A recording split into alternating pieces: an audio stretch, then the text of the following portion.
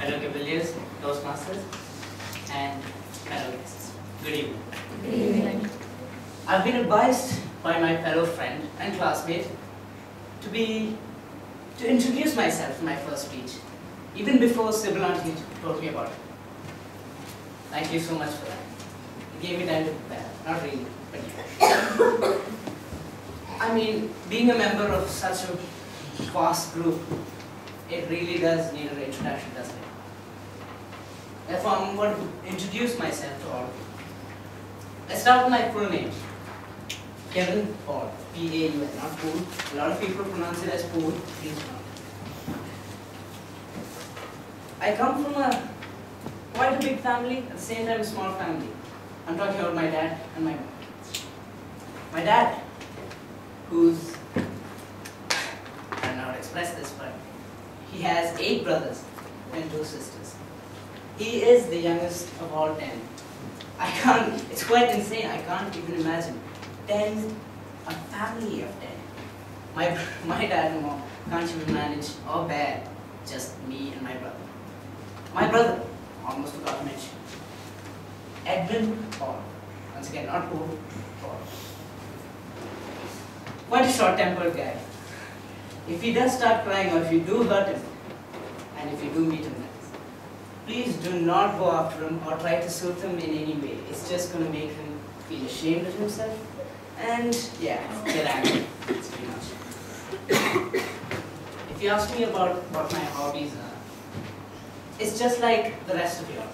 It's pretty much reading, sports, like guys. It's all sports, yeah. And every other thing, even listening to music like all of us.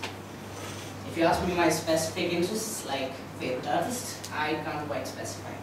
It's just my thing. I mean, maybe it's just too many artists. I don't know. But there's just one hobby, there's just one item, maybe there's just one interest that I really like to do. Maybe I really take an interest in doing. I really love to do. It's acting, drama, theatric work. There's this one person, there's always that one person who changes your life, who continues to change your life and is still changing your life, or maybe even today. I met that one man in my school. His name, who I'll never forget, and some of you might remember from DMIs, Shantanu Malik.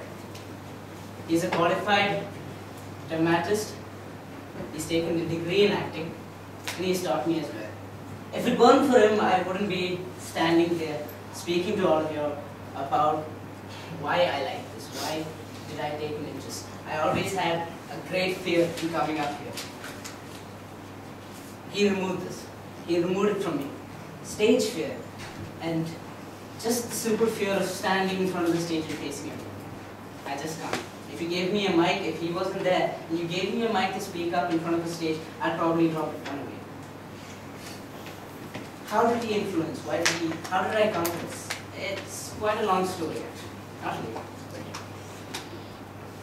I think it was about a year and a half ago when I first met him. He came to our school, he joined our school as a drama teacher.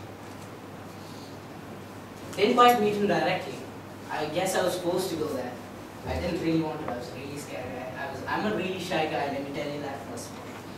So, someone brought him to me. I guess it was my superior heads of all teachers. They took me down and they told, meet him, stay in his class right now for some, not a really big reason. But I really did meet him then, and I was just quite scared just to meet him. I think it was the most scariest experience. Even before entering the stage, I think meeting him was the most scariest part. He used to ask me questions about what do you like to do? Do you like to be an actor? Do you know? All his interests he used to ask me. And one day I used to take his afternoon classes. I started doing his afternoon classes because he asked me to. We do have this in DMIs. It's an afternoon self-improvement program known as ASIP. And he has his drama classes there. And I used to occasionally go there. Almost every week, twice a week. He did like me. He removed the stage fear away from me as soon as just 2 classes were over. Not quite, but yeah, he did.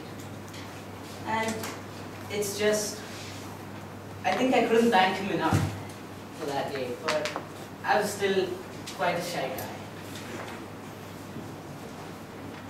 He started taking me in almost every play he did. Almost every play. If you look at all my school plays that were shot, almost 90% of them, I'm there. Not to boast, but trust me, I'm there. Most of you might know this DMI students, yes. And one of the saddest parts were, just when I actually took interest in acting, when I actually thought about it, I know it's not an easy job, I know it's not what I'm going to do as my ambition, it's not my main thing, but I'm definitely at least trying to get it as my side job, something I'd like to do on my side. And just in the starting of my first year of my ninth grade, I was kind of shocked to find out that he actually left school. He wasn't going to be there in school because I'm not sure quite what the reason was. So he settled back in India. I haven't touched with him ever since then. It's quite heartbreaking, really.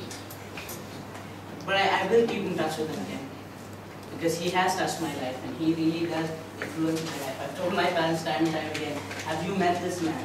Have you seen me on stage? It's because of that guy, that man right there, sitting in front. He's the man who touched my life. If you look, I do value friendship a lot more than maybe many other people. Why? I'm not really sure. But I think the one reason is because I feel like every person has a unique personality, a unique characteristic in them that I think I just like to play them out, you know, just act as them, be as them in front of others and say, that's exactly how you are. And I used to do that a lot, stopped it now, but I'm still doing it here and there, not in front of them, of course.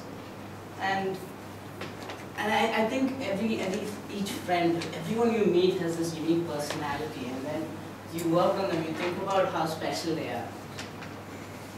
That's one of the main reasons I think I really do value friendship. Another big thing that I really like to say is that the main reasons I do have a lot of cousins or friends is really because of my dad's big family, 8 brothers, 2 sisters. Youngest of them all is my dad. And yes, I do feel great being youngest of all my cousins.